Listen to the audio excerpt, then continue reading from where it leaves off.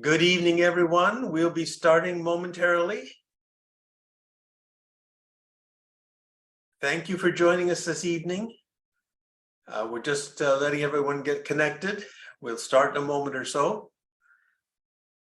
In the meanwhile, you might want to type in the chat box where you're joining us from this evening.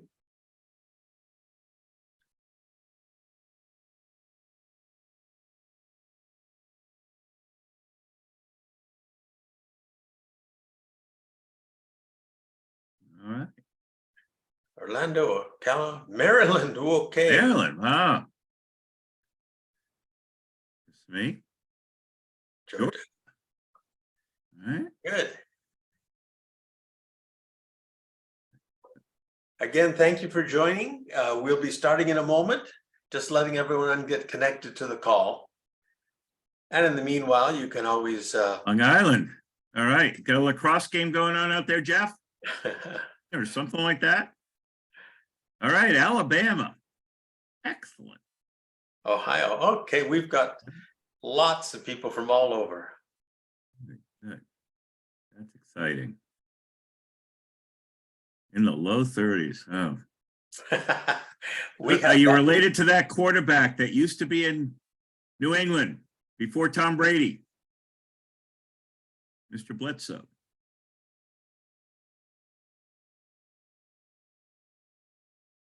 Okay, Florida.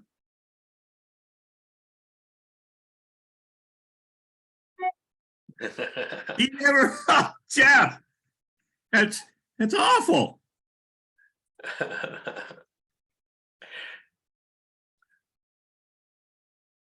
Pretty funny. Well, maybe we can make a start. Okay. And my name's Awesome. Barry Black. I'm with the Mid-Florida chapter of SCORE. And I'm going to take just a moment to introduce you to SCORE. And of course, Dave Harrison is our presenter this evening. You can see him on your screen, I'm sure, by now. So, Dave, if you just move one slide forward there, I just want to remind people that SCORE is a national nonprofit organization, and our objective is to help people to start or grow a small business. And we do this primarily through mentoring, one-on-one kind of mentoring done either face-to-face or virtually. We also provide a wide variety of workshops, most of which nowadays are online. And there's a lot of templates and tools available through our website. And this particular chart is showing you a little clip of our SCORE websites. At the end of December, SCORE updated all of our websites nationally. So they all have this same look and feel. It's slightly different than it was previously, but still you have access to all the same kinds of information, perhaps a little easier than in the past. It always helps to click that little plus sign over on the left in the dark blue bar and enter your zip code so that it'll connect you to the chapter that is closest to where you live. And based on that, then of course you can get local mentoring by clicking the local mentor box here. And you just really have to enter your name and your contact information and a little bit of information about what kind of mentoring you'd like to have. And we'll make that happen. In the middle there is a button for local workshops. And again, that'll take you to a list of what's coming up in terms of workshops and webinars. Select the ones that you're most interested in and just register right through the website. The next section there is local resources. And that brings you to basically a search function that lets you look for all sorts of resources, whether it's tools, courses, blogs, or actually hundreds of recorded webinars that we've done in the past on various business topics. So lots and lots of information there. Well, tonight our presenter, of course, is Dave Harrison. And Dave is also a member of our Mid-Florida chapter here. He's also teaching MBA students about business subjects as a full-time role. and he's enjoyed a long career as a senior executive at some major corporations. And I think you'll quickly learn that he knows his stuff. And without further ado, let me turn directly over to Dave. Yeah, I really appreciate it, Barry. Thank you very much. And thanks everybody for coming. So I want to start off with, why don't you just think about this? Would today be successful for you? Okay, would you agree? Would today be successful for you? At the end of this time together, you understand why great presentations, about them, that, hey, why great ideas often fail. And it's because of the inferior approaches to presentations. And two, the key to presentations, it's not about you. It's not about how much you know, right? So the insights that we're going to focus on, you tell me if this is going to be helpful. One, create a mental picture of what you're talking about, and not unconnected facts that can be confusing. Two, is you get more insight in that, hey, they matter. And frankly, you don't. Three, graphics are really important. They help keep people interested, and they enhance the insights that you're focused on. Four, talk about some things you don't want to do, is frankly just as important as the things you do want to do. Maybe the most important thing here is it's all about why, right? There are 5 causes of anything good or bad to happen in business, in life, and anything. There's only 5 causes. If you want to be a good business, you look for the key 5. Who did something, what happened, when it happened, where it happened, and how it happened. But the why is what helps you prioritize that. The why is what helps you know how important it is. Therefore, we want to always focus on the why. So what are some, so would you agree, if we can accomplish those things? First, I want to make sure. We agree that if we accomplish these things, will tonight be successful for you? And if yes, just put a quick yes in the chat box. I just want to make sure. And if there's something that you think is missing, what you think is missing, right? So a bunch of yeses coming up, 2 more. Okay, looks like we're on track that this would be successful for you. That's awesome. Let's test and see how we do. All right, so some presentation common problems. You tell me if you would agree. One, what's success? No definition of success, right? 2, what's the goal? Is it to convince? And frankly, just the word convince means it's coming across in what's your interest versus what's in their interest. And the minute people can smell it's in your interest and not theirs, trust goes down. And people don't listen closely to what you have to say unless they trust you anyway. 3, another major problem, just bombards people with facts. And the reality is, people don't act based on facts. They use the facts to support, is this going to help me either avoid something I don't want, gain something I do want? All right. And, they'll roll. Are they going to listen? Their role. This is business, not entertainment. That's a mistake. Anytime you're presenting, yeah, there may be business issues, but at the end of the day, it's still entertainment. Right. So what I want you to think of doing is when you're putting together a presentation or think about presentations, try the best you can to view it through their eyes. Most people start with, well, here's what I want. By definition, and by the way, yes, Carter, that was supposed to be roll, right? Look at it through their eyes. Why am I here? Can they answer that? Can they answer what's their goal? And by the way, from your standpoint, why did they attend? What's their goal from attending? Might ask yourself again, and there's a spelling mistake, I'm sorry, but what do they want from me? And hey, do they know, are we aware that they're busy? And are we thinking about, they're asking themselves, should I even be here? And one of the most important things that people are sitting there, their eyes, when will they get to my question? Here's the issue with that.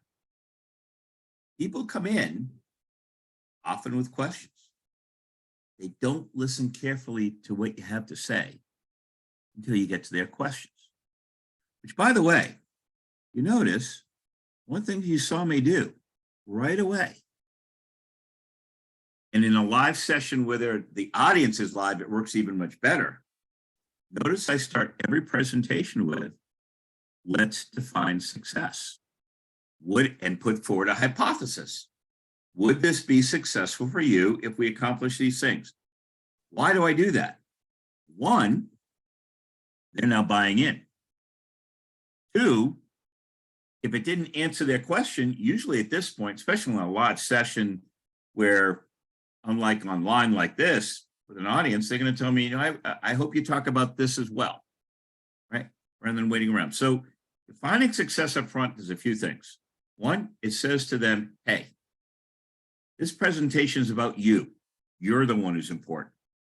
Two, it says to them right off the bat, here's a set of objectives.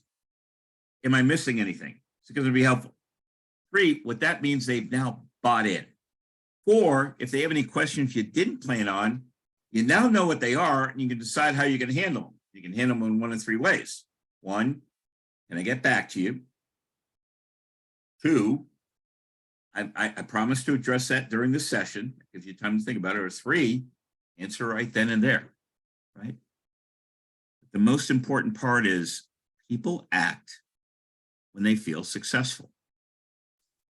And at the end of a session, if you've defined success up front and had them contribute, when you get to the end, they feel good. They feel better. They feel like there was success. And when they feel like there was success, more likely action continue. All right. Again, define success up front. Right? It establishes what's in it for you. It creates criteria, gives you permission to talk about those topics. It covers if there's any issues that you missed. It gets buy-in. Learning's enhanced because they know it's coming. And emotionally, at the end, they generally feel better. Action's more likely to happen. Does that make sense so far, by the way? Just share with me real quickly. Let me get some feedback. Any questions based on what I've shared so far? Does it make sense? Is it helping? Are you picking anything up that you think you can use? Any quick comments in the chat box before I continue? Yeah. We're good? All right. So I want to talk about ears and eyes and communication. Okay. And I want to share with you some, it happened early in my career and it happened by accident. So here's the story. Johnson & Johnson and IBM were very close companies. Chairman of the board of each company was on each of them, and I was there at global headquarters, and they assigned 5 of us from each company a get together and help both companies understand a few key things. And the 2 questions were, what is true about our most successful salespeople in both Johnson & Johnson and IBM? This is in the 80s, by the way. And how can we use that for hiring and training? So they send us off, and we're in a hotel, and I can still remember to this day. We thought this was like the dumbest assignment in the world. I mean, we got people at the time, I was running oral care products, Reach toothbrush and dental floss and things like that, and also wound care products, Band-Aids. We had another person in charge of typewriters back then, another person personal computers, another mainframe within Johnson & Johnson. We had Tylenol, we had women's women's products like OB tampons. And we're going, what the heck did they do sticking us all together? But when you're with those kind of companies, you take your orders and you run with them. We ran with them. And we started out thinking we were doing the right thing. We said, okay, let's start out with a hypothesis. We started with a hypothesis. What did we think our best salespeople had? And one person says, well, they're probably 6'2". Another one says, probably blonde hair. Another one says, maybe blue eyes. Another one, outgoing personality. Another one said, probably pretty well built. I finally had enough and said, my gosh, come on, people. I mean, right now, Hitler's probably loving us. This can't be good. This can't be right. But when you're with companies like a Johnson & Johnson, IBM, you got access to a lot of data and a lot of money. So we went out to do a study of our best salespeople. And here's what was fascinating. None of the hypotheses we had mathematically did anything to predict salespeople. Some were fat, some were skinny, some were male, some were female, some had introverts, some were extroverts. It was all over the place. We found one thing that was predictive of our best salespeople. And by the way, it was also predictive of our best managers. Here's what it was. Our best salespeople and our best managers were storytellers. They shared information, often through stories. Now, at first, we thought that's a little bizarre. In fact, we thought we had a mistake in our research.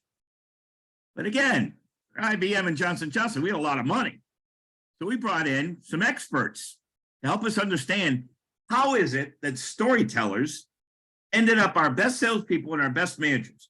It had nothing to do with what we thought would be predictive. Well, you think about it. Most of us, who's the most important person in the room? Us. Storytellers, who is the most important person in the room? It's you. Two, what do most people communicate? Logical facts. They think if it's logical and makes sense, that's what's important. What do storytellers understand? It's the emotional outcomes. It's feeling the emotional experiences. It's helping picture what's going on. But the language, what do most of us use? The language of our industry, because it's accurate, and therefore it's important, and that's what we use. What do storytellers use? Whatever they'll understand. What's success for most of us? Did they hear me? What's success for most storytellers? They understood. They understood what's in it for them to understand. How is it shared? Most of us.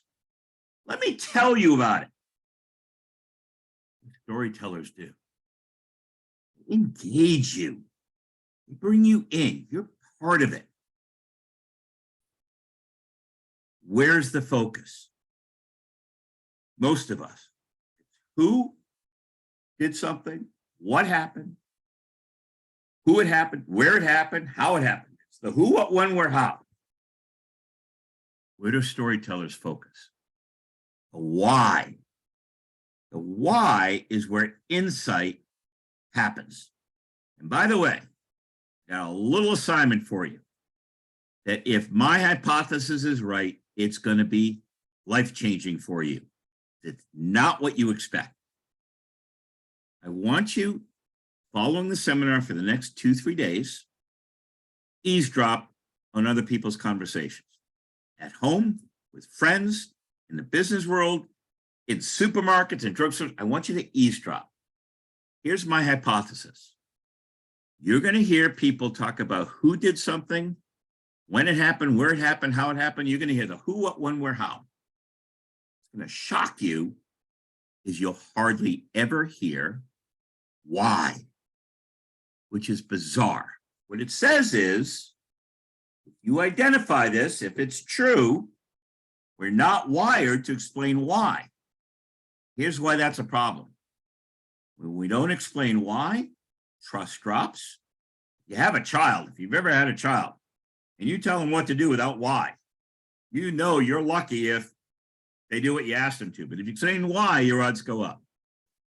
Trust diminishes without the why. That's reason one. More importantly, without the why, you're hoping they understand.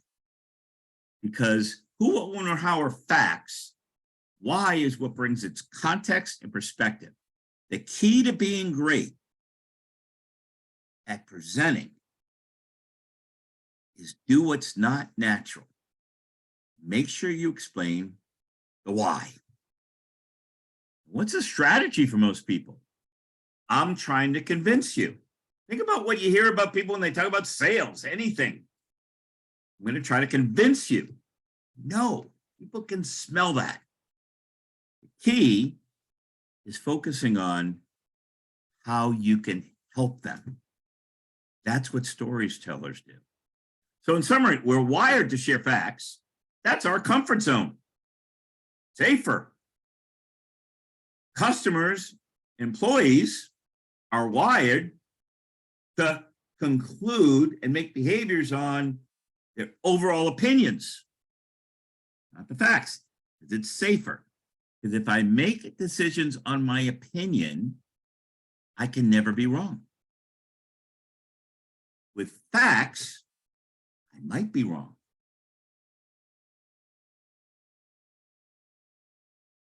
And it's focused on what's the key to success? When we run out of facts, it's the emotional outcomes that come through. So what does that say? Well, one of the most important parts in anything in business is the questions you ask. Because when people run out of facts, what do you get to? The gold. It's really important. Does that make sense so far before I go on? Is that helping? We're making progress. Is this coming together for you? All right, Katie, here's Tamara. Awesome. Just wanted to feedback. Any questions so far before I keep going? I see, Dave, that Michael is asking if we could actually turn off the captioning because it's making it a little smaller in the slide portion of the screen. I don't know how to turn it off. Do you know? No. I'm afraid to change it because I don't know where that is, Barry. I've never been at that before. I'll fiddle. Don't worry. All right. I apologize. All right. I apologize for that, everybody. All right. Let me go to the next piece then. All right. Next piece, I want to share with you something I call my why theory. And this affects almost everything I do in business, whether it's presenting, strategy, whatever. I use the why theory to think about any people situation that I'm dealing with. And here's the why theory. Trust is your most important asset. Your most important asset. Why? Because A, it's constantly shifting, and people don't listen closely to what you have to say unless they trust you. Right? Well, I think of trust simply as a recipe.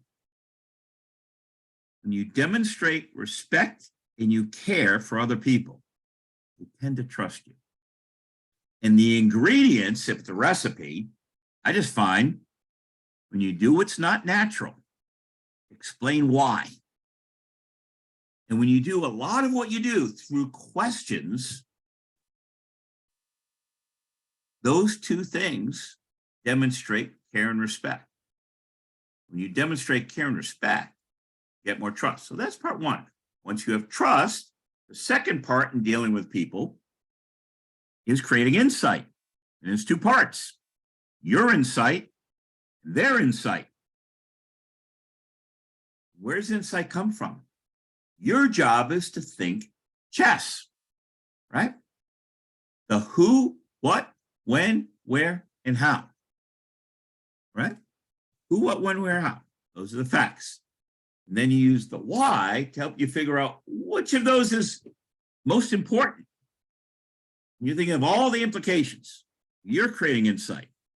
Then you're communicating. You want to communicate checkers.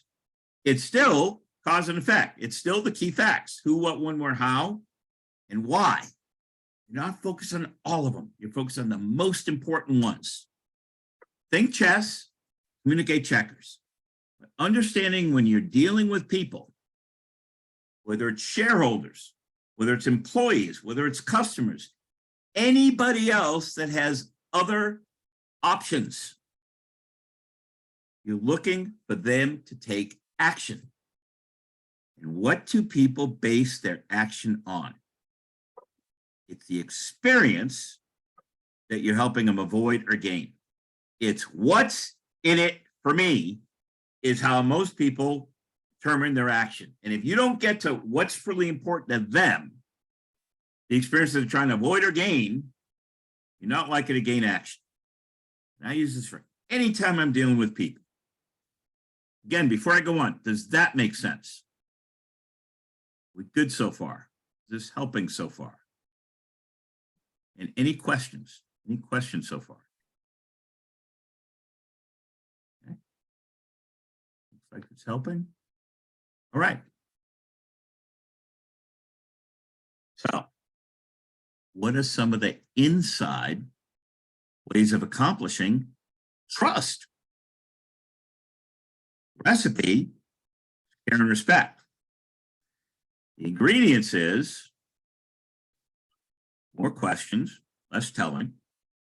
The ingredients are explain more why, less details, and share your information, which we're going to share in a section, using what I call my STEADY acronym.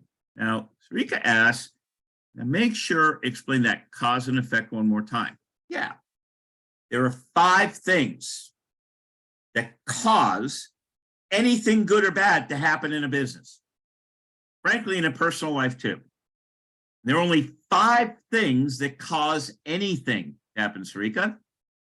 Who did something, who, what happened, when it happened, where it happened, and how it happened. Those are the only 5 things that cause anything good or bad to happen. If you look at those 5 in a disciplined way, you're more likely to come up with the right answers. The answer to why is the effect. What's the effect of who did it? What's the effect of what happened?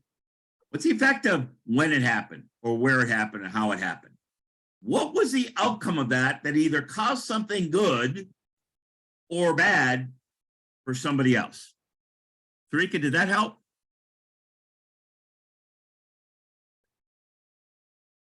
I hope I pronounced it right. Okay. I hope we get back to us on that. I hope that helped. So, an acronym for trust.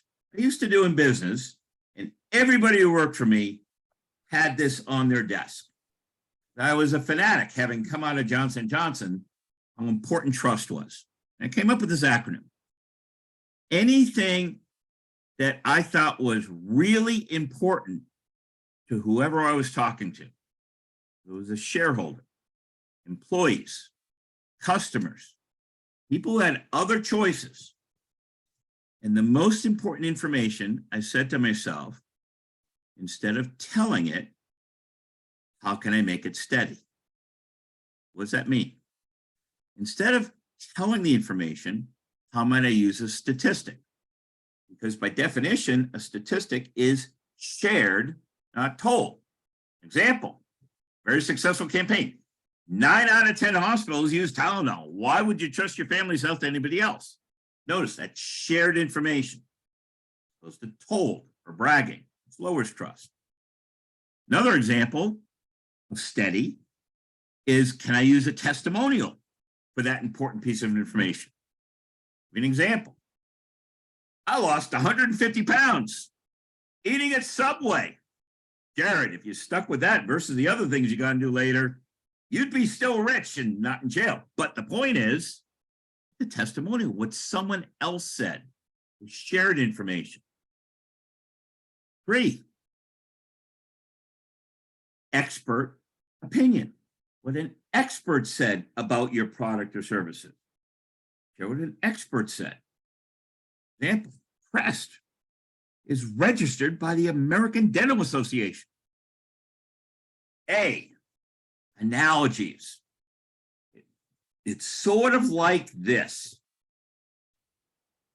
Think about, it's like these scrubbing bubbles that clean the toilet so you don't have to. Use of analogy, shared. Demonstrate it. Remember, the first blade holds a whisker. The second blade then starts, heck, I was shocked when it got up to 5 blades, but the point is, demonstrate it. And the why is based on a question you asked, what you told me is shared.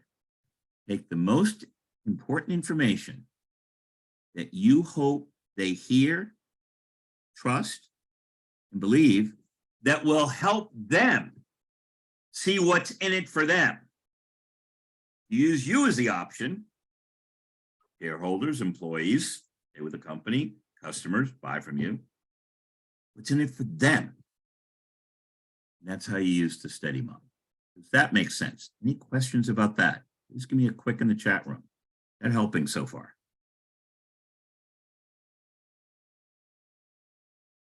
Awesome. Thanks, Mark. Anybody else? Awesome. All right. So all this means is your search every day. Who can I help avoid bad experience or gain a good experience? Margot, I'll go back to the why in a second, okay? And D, by the way, Pamela, is demonstrate. And why is something you told me, right? S is statistics. T is what someone else said. E is an expert opinion. A is an analogy. It's similar to this. D is demonstration. And Y is something you told me, right?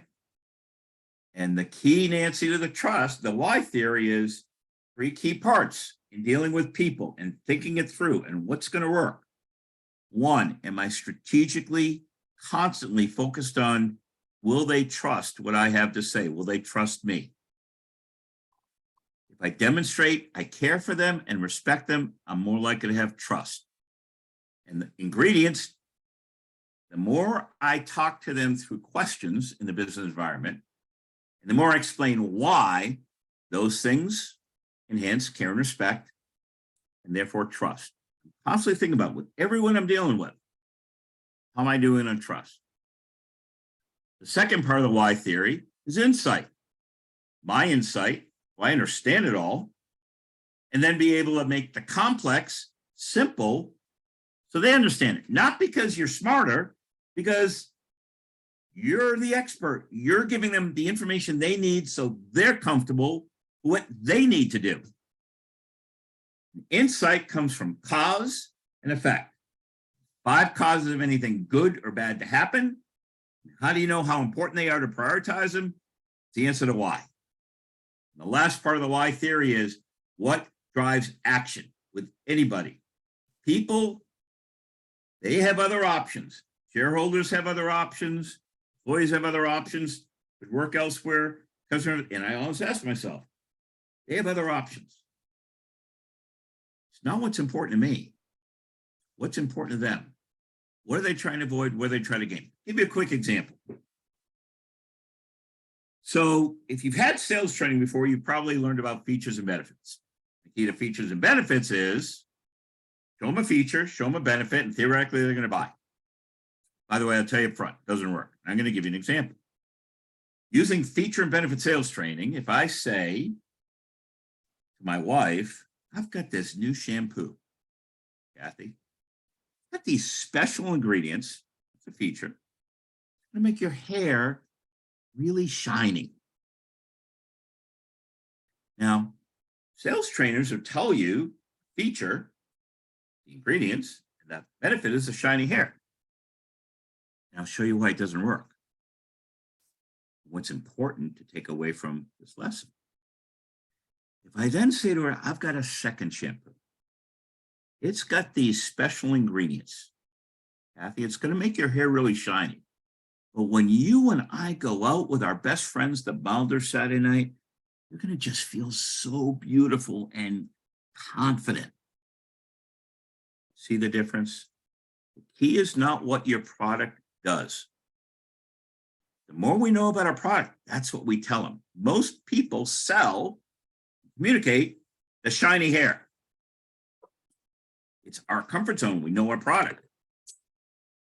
What causes action is the experience of helping someone else gain or avoid. Did that help? Give me quick in the chat room. Did that clear that up? Did that clear up the why theory question? Did that clear up those issues?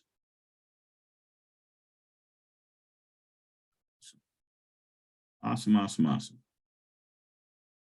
The key is you're going to get what you want in life if you help enough other people get what they want. Now, I'll give you an example of how fanatic I am about this. And I'm a little nuts, and my kids still joke about this, but from age that they can remember sitting at a dining room table, the first question they knew Dad was going to ask every single night at the dinner table: who did you see today at school that looked like they might have a bad day?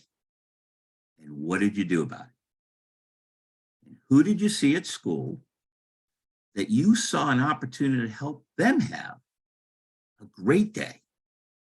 And how did you do it? Because I wanted my boys to grow up with eyes constantly looking.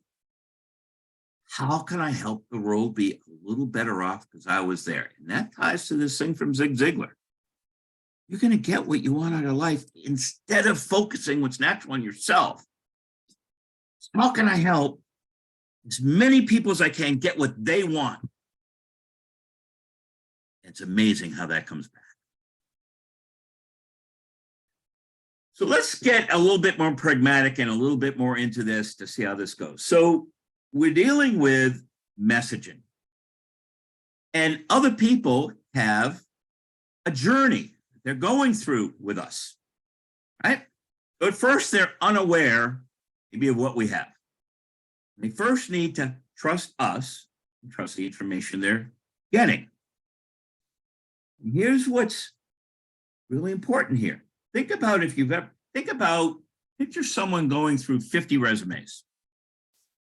You think they read those 50 resumes? No. They scan them quickly to find the 5, 6, or 7 that they're going to read carefully. And what are they screening for? Not yet for what's special. They're screening for, are they acceptable?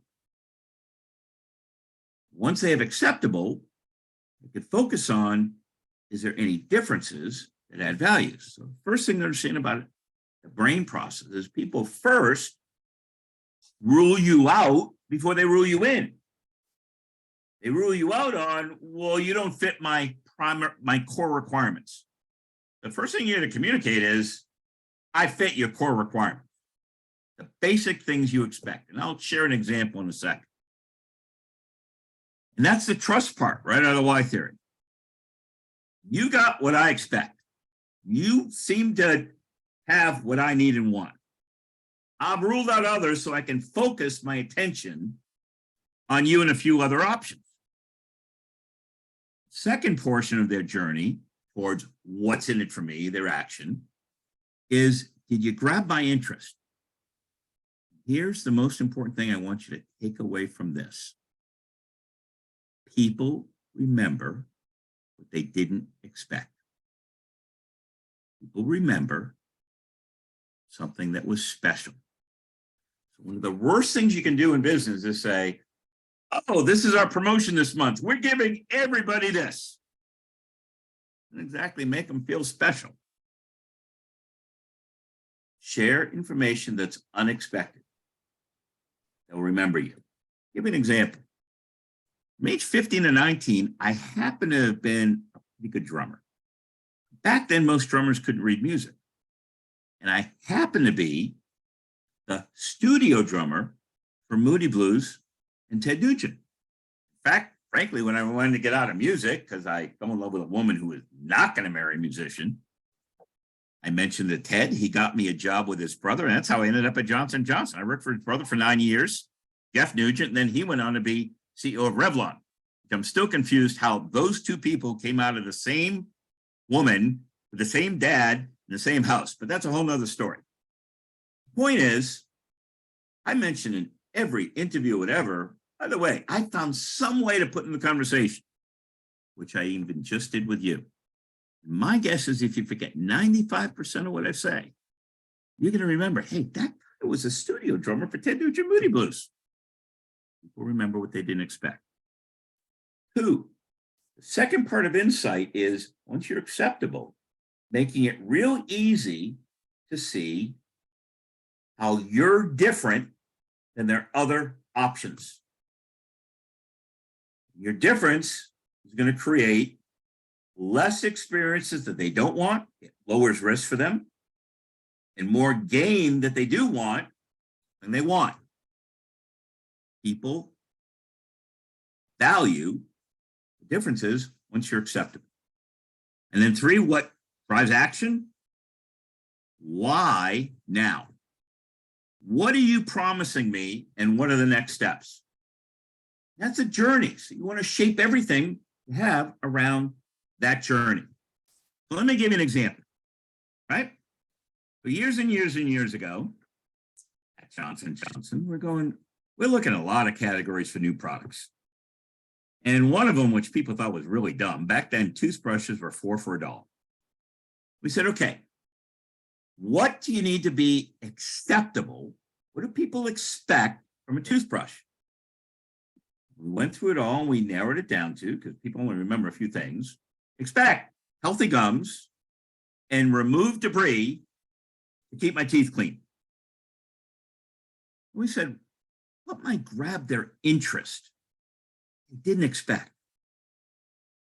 Well, no, most people don't realize most of the cavities are in the back teeth. Then we said, oh, well, what can we do to make it different? Well, if we've got bi-level bristles, get in under the gum line and remove debris, healthier. And if we angle it like a dental instrument, we can get where most of the cavities are. And what's in it for me? Try it now. Here's $1 savings. And yes, Michael, I've got stories on the Motor City Madman. Maybe sometime separately I can share some of them with you, but it was pretty awesome. All right. So I hope you see, as an example, what came up with the Reach toothbrush. Let me give you another example. One of my clients happened to be a roofing company, and they needed people. So what do people who install roofs? What are they looking for? Steady work, hopefully some overtime, and health benefits and a safe work environment. That's what they're looking for to be, do I want to work for you? What will grab their interest? Well, most roofers are unemployed when it rains. They don't come to work. What will grab their interest is, oh, come to work anyway. How do we do that? Well, besides roofing, we restore real estate. So on days that it's raining, instead of coming to the roofs we're working on, come to the real estate that we're doing indoor work. We're going to pay you 60% of what you normally make, but now you've got work every single day. What's in it for you? Apply now, and we've even got a signing bonus. We've got tons of employees when everyone was struggling to get employees. See how it follows the same formula. All right.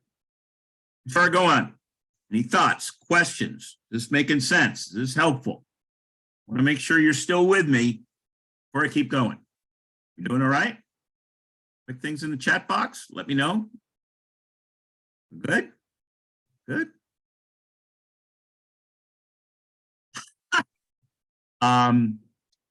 Yeah, Alice Cooper. Actually, that's a funny story too. My 9th grade lab partner was his brother-in-law. So yeah, I know them too, but whatever. All right. When you're putting together presentations, I want to go through some questions to ask before you start. Here's my first one. Great timing, Martin Luther King. What you have to share compelling. Right? Think about it. If Martin Luther King had said, have I got an awesome strategic plan? Let me share it with you. Do you think there'd be a holiday named after him? No, that's not compelling. People want something compelling. I want to feel it, special. I want to be part of that. Strategic plan just happens to be how you might accomplish that. Again, here's what's in it for me. So let me give you an example. Example one is, let me share with you how I made $1 million. I mean, I've seen presentations like that all the time. Change that as example to, let me share with you how you can make $1 million just like I did. Which one's going to be more effective? Compelling. By the way, it's not a compelling, personal. Test your presentation. Is it going to be personal to them? Design your presentation not around what you want, design around what they want. How can you help them? Right? If it's not personal, isn't it sort of like writing a love letter and addressing it to whom it may concern? That ain't no love letter. I've seen a lot of presentations. That's how they come off. Make it personal. 3, what insight is really important? It's going to help them. To do that, you want to set goals, right? You want to set goals. What's the goal of the action they're going to take when they leave that's going to help them? That's what's going to drive action. Another one. What's the action that's important? Reality is, you can speak it, you can influence it, you can influence and change lives. And every time you're dealing with someone else who has other options, shareholders, employees, customers, internal and external.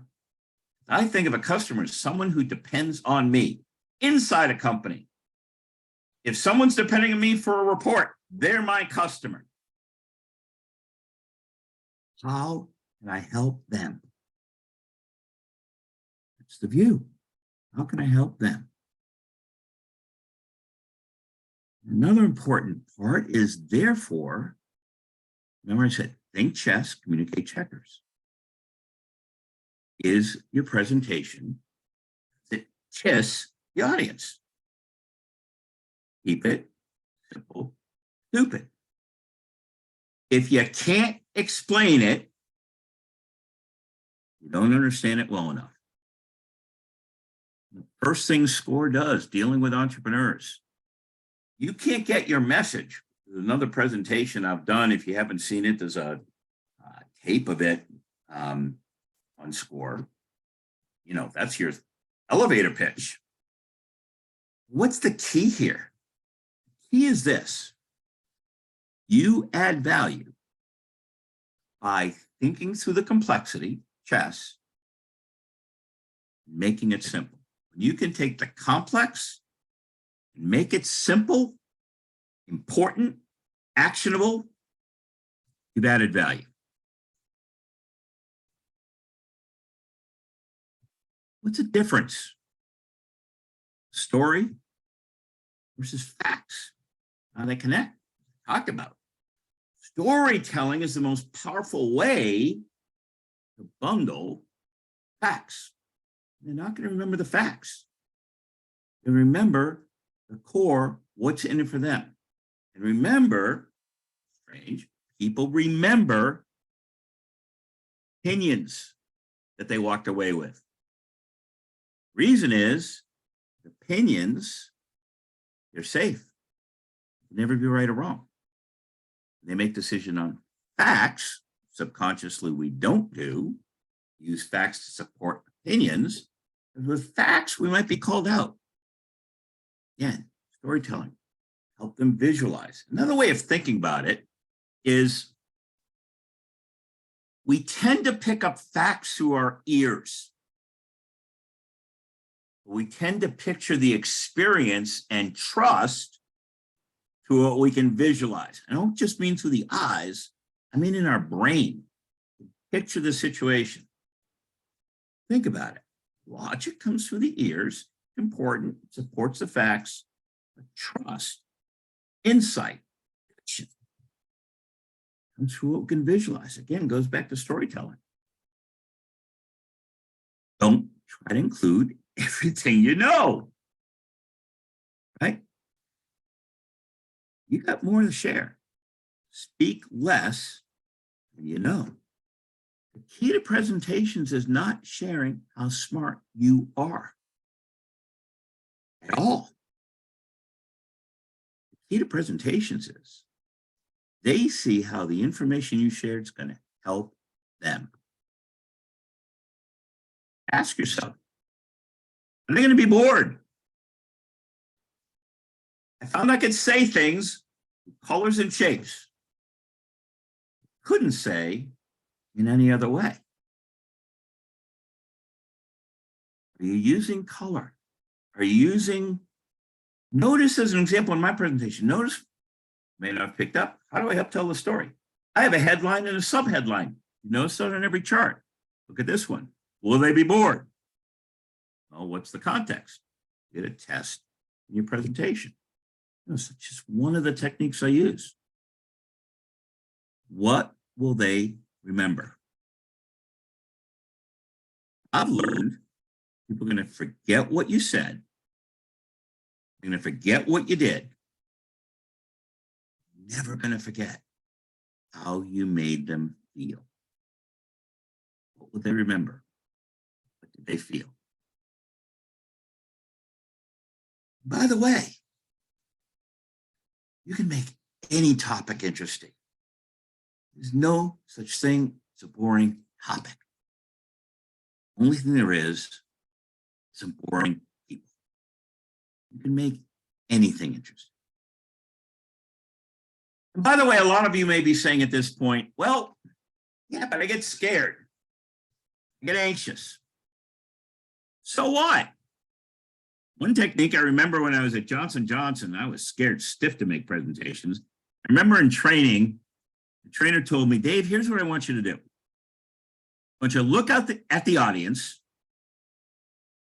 and look at them, and in your mind, they're all naked. In your mind, they're all naked. You know what? It was sort of a funny thing, but my anxiety sort of went away. There's two types of speakers. Those are nervous, and those are liars. I've done lots of presentations. I've trained over 50,000 salespeople in my life. If you saw me at 6 o'clock tonight, talk to my wife. I was anxious about this presentation that started at 7. When anyone tells you they're not anxious, they're liars. All right, let me get some real specific stuff. First, let's talk about the slides. I'm going to be careful. just enough on there to get your message, not too wordy. This is not English class. Don't use words you don't need. 2, high contrast. Right? Notice when I've got a dark background, like at the top, I have a very bright type against it. When I got a light background, I have a very bold type against it. Look for extremes, contrast, both in size and color. 3, err towards more visuals. And notice, you've seen me do it a lot, use subheadings, put more context in it. When you can, add that steady formula, make it more trusted. Try using this concept. Headlines, the subheadline, tells a story. And what's the story it's telling? Everything below. Here's how I used to test presentations of the teams I worked with. I take the presentation and I only read the headlines. If I can't tell the entire story from just the headlines, I don't have good headlines, right? Top, there's the story. What below's it proves it, right? Right. Some best practices. 1, I already shared it. Define success up front so they know this is about what's in it for you. 2, now it's hard on an online like this, but in general, ask a lot of questions, involve them. 3, make it seamless, make sure it's a story. There's a continuous theme going through. 4, make sure it's engaging. Remember, they'll remember what they didn't expect. 5, make sure it's important that you have a passion about helping them. Because if you don't, it's going to fail. You don't want to help other people. Get out of the business of sharing information. You'll do okay, but how about helping? Use more brain. Get them picturing the whole story in their head. They can picture the situation. Now notice I also, through this presentation, use some structure so they know when you went from one topic to a slightly different topic. The idea of using visuals or whatever, I don't need any of these PowerPoints, but they're not for me. They're for you, so you know when I switch topics.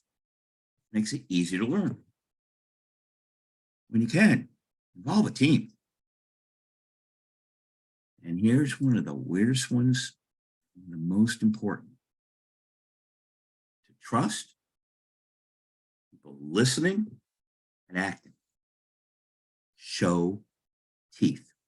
I know it's going to sound weird.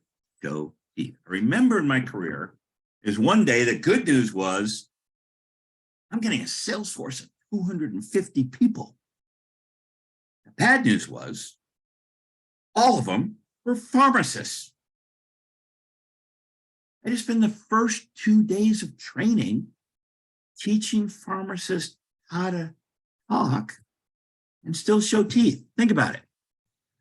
When you think of Jimmy Carter, what do you picture in your mind? Teeth. When you picture Obama, teeth. When you picture Reagan, teeth. When you picture Clinton, teeth. I mean, even Trump, if you love Trump, teeth.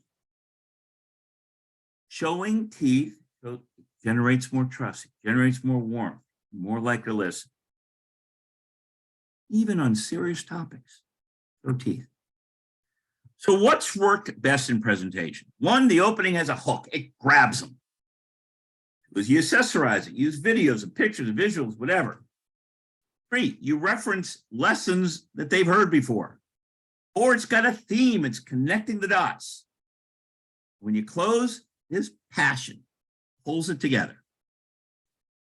Now here's some of the most important stuff tonight. Physically. First, think of your voice. Right? Best presenters, and how I train presenters, pretend you're in your living room. not in a presentation hall, not in a boardroom, not in a meeting room. Every time you present, picture you're just in your living room and you're just sharing information with someone you want to help. If you want to help someone, think about it. When you want to help someone, is it just the facts or you get excited? You're emotional because you believe in it. In your living room. 2, eyes. Get personal. One of the biggest presentations people make is it looks like you're watching a tennis match, or worse, a ping pong match. No. Rule of thumb. Take one person at a time in that room, focus an entire sentence on them. One of the things I'll learn to do a little bit more advanced, start with people in the back of the room and move forward. We much more naturally start in the front of the room and ignore everybody else. In the back of the room and move forward. I think the most important one is walk around and visit. I'll do it in a boardroom. I'll do it in a presentation room. I'll do it everywhere. I never stand at the front of the room. Get away from that and go and talk to people one at a time in the audience. Here's why. 1, it burns off that nervous energy. Because when you stand at the front of the room, you're nervous. You know what it looks like? You're on a boat and the waves are hitting the boat. Walk around. Pay attention to them. You're using slides. Never look back and talk to the slides. Glance at the slide, turn back around and talk to them. Don't read your slides. Remember again, gauge the room, ask questions.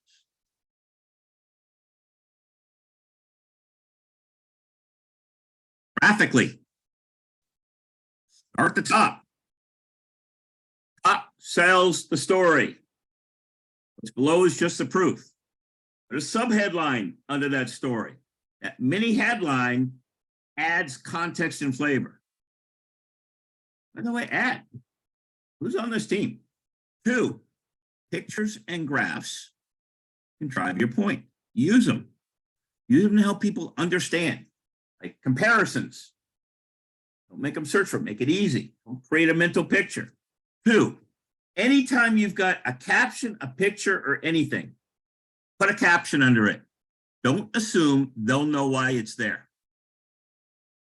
Anytime you can compare and contrast, people understand better.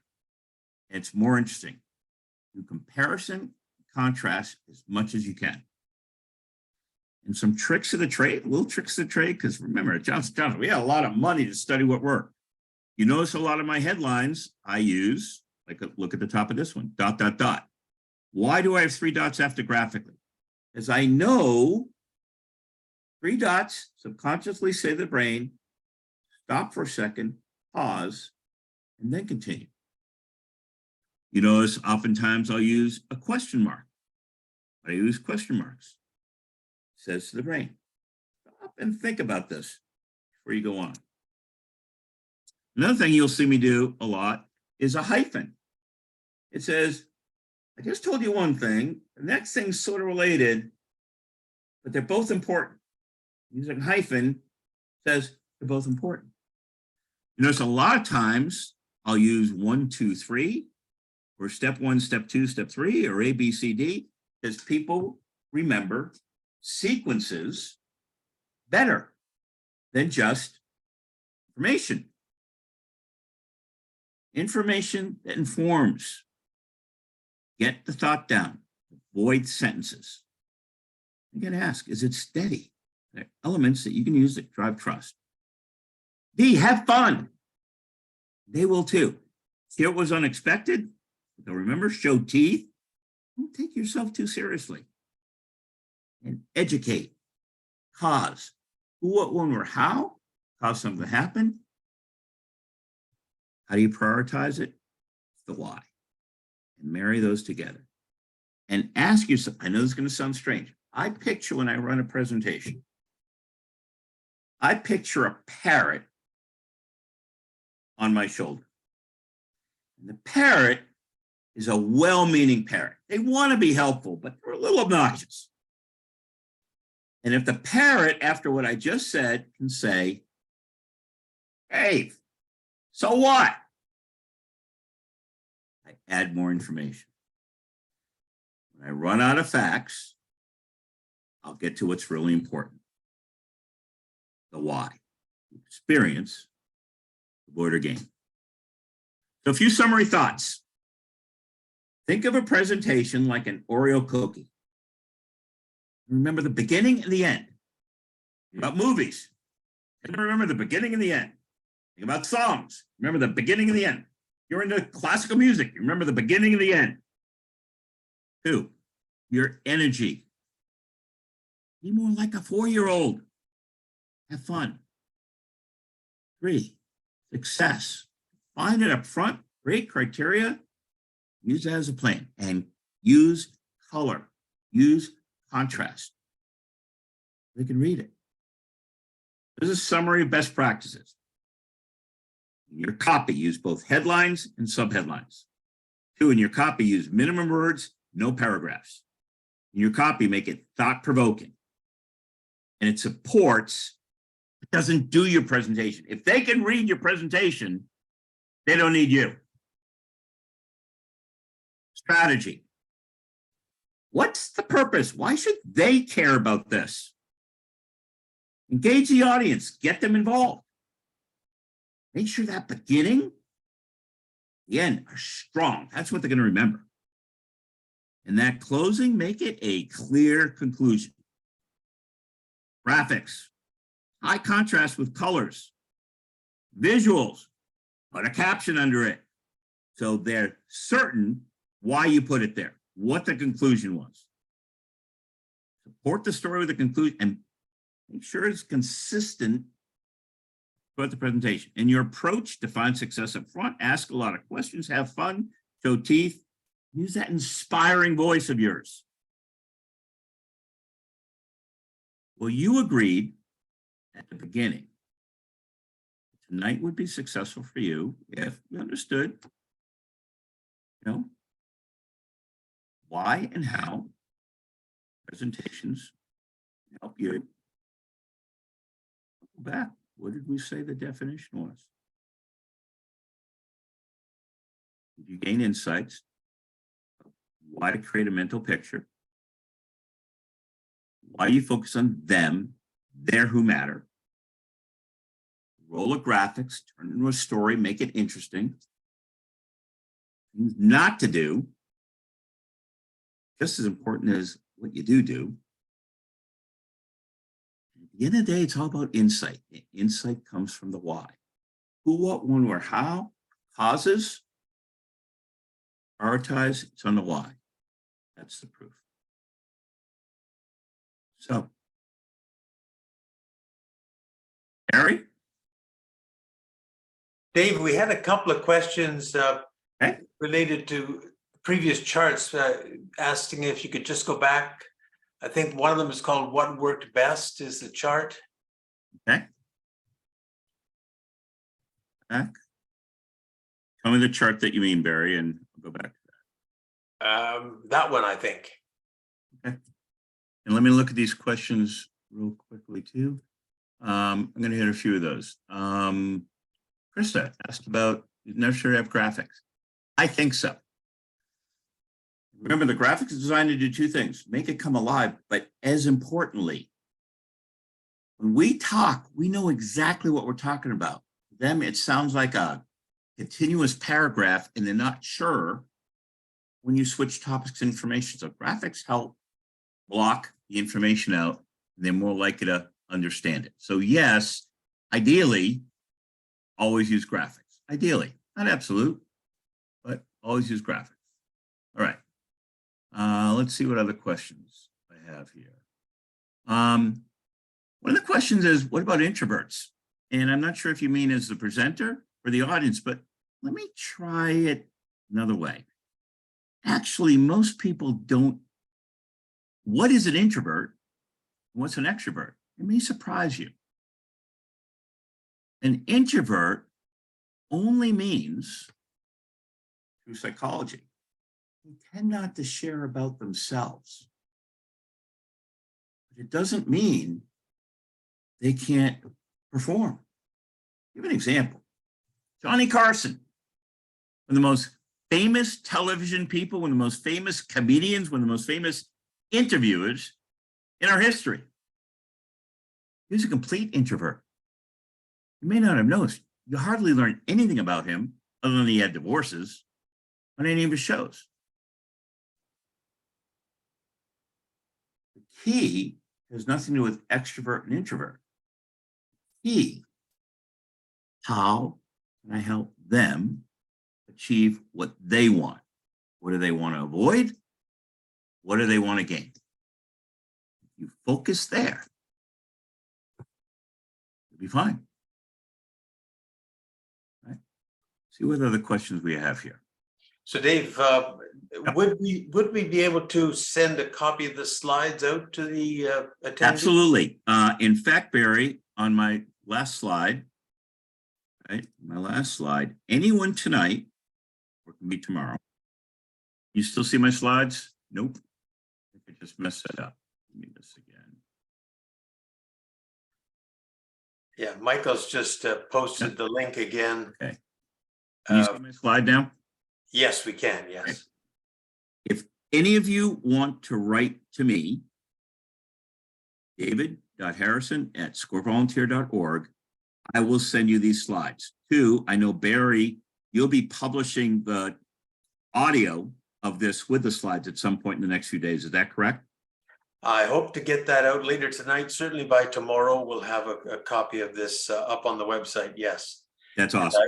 And we put a link in the chat box for that. It's the same link that you would have used to register originally, but give it a day and it should take you to the recording. Yeah. And also, by the way, you know, not in general to push this, but, you know, in general, volunteers work within the local markets. But I sometimes find myself mentoring, coaching people who aren't in Florida, and that's okay.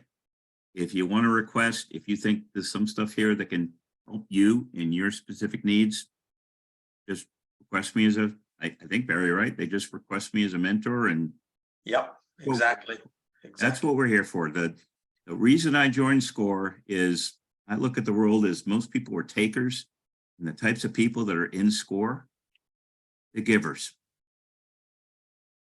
We just want to help make the world a little bit better off because they were there.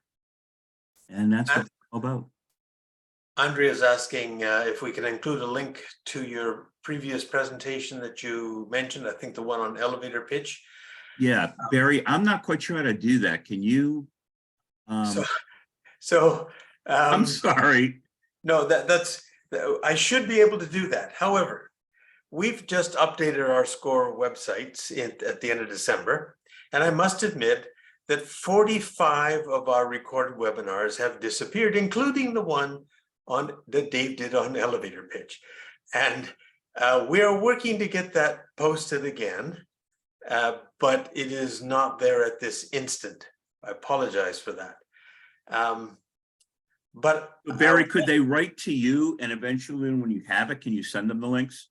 Absolutely. And of course, I can always give them a generic link, which I'll do when I send out the link to the recording. Where to find all of our recorded webinars. Barry, I'm going to put your email on here right now. What's your email? It's barry.black@scorevolunteer.org. So if some of you want Barry, once we get the that catalog of videos available, you can write to him. And then Barry, I'm wondering one other thing. You tell me, if they write to you, I know that I've got, I think, 6 more presentations scheduled in the next 6 months. If they write to you, can you share with them what dates those are and what the topics are? Absolutely. All right. Well, I am flattered that you're all here. again, it says a lot about you that you're trying to better yourself, invest in yourself, whatever. And it's such a privilege to be able to do this with you. I've got a bunch more seminars on various different topics that Barry has helped me put together and will be coming up. So you can get that scheduled with Barry. And again, thank you generally for the privilege to do this tonight. Good night, everybody. Good night. Thank you all for attending.